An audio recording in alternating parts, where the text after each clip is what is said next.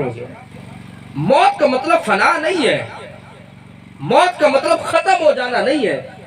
اگر موت کا مطلب ختم ہو جانا ہے تو پھر اللہ جو قرآن میں فرما رہا ہے ثم احیاکم ثم یمیتکم ثم الیہ ترجعون، مرنے کے بعد دوبارہ تمہیں اللہ کی طرف لوٹایا جائے گا۔ تو جب اللہ کی طرف لوٹایا جائے گا، اگر بندہ ختم ہو گیا تو لوٹایا کس کو جائے گا؟ اس کا مطلب یہ ہے کہ موت کا مطلب بالکل ختم ہو جانا نہیں ہے۔ علامہ اقبال علیہ رحمہ نے اس فلسفے کو سمجھایا، فرمایا موت کو سمجھا ہے اے غافل اختتام زندگی، تم نے موت کو زندگی کا اختتام سمجھا کہ زندگی ختم ہوگی بس؟ موت کو سمجھا ہے اے غافل اختتام زندگی، ہے یہ شام زندگی صبح دوام زندگی۔ یہ موت تیری اس زندگی کی شام ہے، لیکن آنے والی زندگی کی صبح کا نام ہی موت ہے۔ اور وہ جو زندگی صبح دوام زندگی، ایسی زندگی کی صبح موت ہے جس کا کوئی آخر نہیں ہے، جس کا کوئی اینڈ نہیں ہے، وہ چلتی رہے گی، کبھی ختم نہیں ہوتی۔ اس کا تو ایک اختتام ہے نا اس زندگی کا، مگر جو موت کے بعد زندگی آنے والی ہے اس کا کوئی اختتام نہیں ہے وہ بھی زندگی۔ اب وہ جو زندگی ہے اس کے مراحل مختلف ہیں۔ پہلا مرحلہ اس کا قبر کا، جس کو عالم برزخ کہتے ہیں۔ برزخ سے اس لیے تعبیر کیا جاتا ہے، برزخ کہتے ہیں پردے کو، یہ پردہ ہے اس دنیا اور قیامت کے درمیان، اس لیے اسے عالم برزخ کہتے ہیں۔ برزخ کو بیان کرنے کی ایک وجہ یہ بھی ہے کہ جیسے مسلمان تو اپنے فوت شدگان کو زمین میں دفن کرتے ہیں، ہر مذہب کے اندر اپنا اپنا سلسلہ ہے، ہندو جلا کے راکھ اڑا دیتے ہیں، کوئی کیا کرتا ہے کوئی کیا کرتا ہے، یا ویسے کسی کے حادثے میں موت ہو جائے، کوئی دریا میں ڈوب کے مر گیا، کوئی جل کے راکھ ہو گیا، ویسے ہی اب اس کی قبر تو بنی نہیں ہے، جو دریا میں ڈوب کے مر گیا، مچھلیاں کھا گئی، سمندر میں مر گیا، قبر تو بنی نہیں ہے، اس لیے عالم قبر کہنے کی بجائے عالم برزخ کہا جاتا ہے۔ اب وہ چاہے بندہ دریا میں سمندر میں مرا، مچھلیاں کھا گئی، قبر نہ بھی بنی، لیکن بہرحال اس کا عالم برزخ ضرور ہے۔ وہ عالم برزخ کیا ہے؟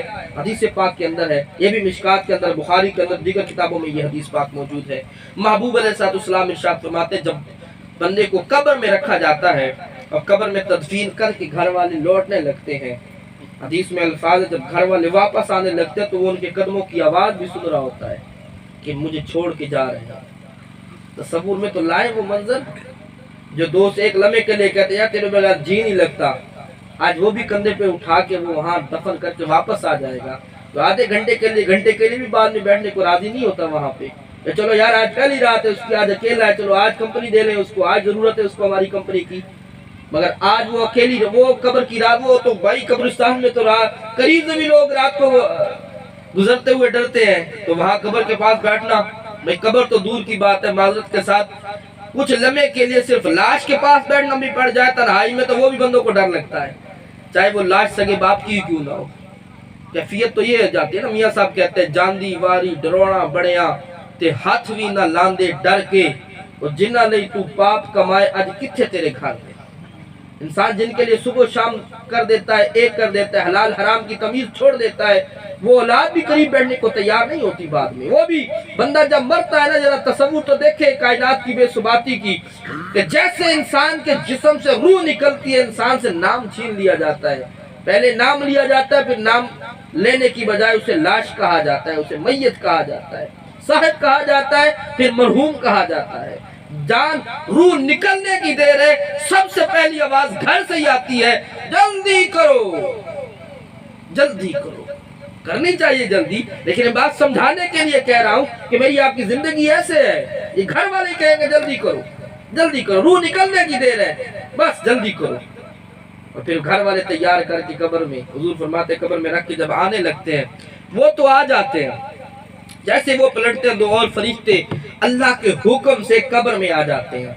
ان کے نام بھی حدیث میں آئے، ایک فرشتے کا نام منکر ہے، ایک کا نام نکیر ہے۔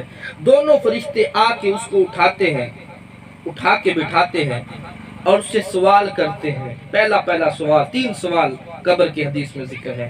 اس سے سوال کیا جاتا ہے من ربک، بتا تیرا رب کون ہے۔ اب اگر دنیا میں سچ مچ اللہ کو رب مانا تھا، خالی زبان کی بات نہیں ہے، سچ مچ اللہ کو رب ماننا تھا تو وہ قبر میں کہے گا ربی اللہ، میرا رب اللہ ہے۔ فرشتوں کیا پوچھتے ہو؟ رب کے بارے میں پوچھتے ہو؟ ارے اسی رب کی محبت میں تو میں سخت سردی کے دنوں میں بھی فجر کی نماز میں اٹھ جایا کرتا تھا، نیند کا غلبہ ہوتا مگر اسے رب کی محبت میں اٹھا کرتا تھا۔ اسی رب کی محبت میں آدھی آدھی رات کھڑے ہو کے اللہ کے حضور نفل پڑھا کرتا تھا۔ اس کے بارے میں پوچھتے ہو ربی اللہ، میرا رب اللہ ہے۔ اور اگر دنیا میں رہ کے زبان سے صرف اللہ کہا تھا یا اللہ کا منکر ہی تھا اور دل میں اللہ سے لو نہیں لگائی تھی، اللہ سے کوئی تعلق نہیں بنایا تھا، تو ایسا شخص قبر میں، حدیث پاک میں، وہ قبر میں کہے گا ہیہات لا ادری، افسوس افسوس میں نہیں جانتا میرا رب کون ہے۔ اب بتائیے، دنیا میں چاہے مسلمان رہا لیکن اللہ سے دوری کی وجہ سے قبر میں اگر بندہ رب کے بارے میں بھی یہ کہہ دے کہ میں اللہ کو جانتا ہی نہیں ہوں، تو کتنی بدنصیبی کی بات ہے۔ میرا رب کون ہے میں نہیں جانتا، ایسا بندہ کہے گا۔ اب جس نے دنیا میں پیسے کو رب مان لیا تھا، وہ کہاں تو قبر میں کہے گا میرا رب اللہ ہے۔ جو دنیا میں لوگوں سے اتنا ڈرتا تھا کہ اتنا خدا سے نہیں ڈرتا تھا، جی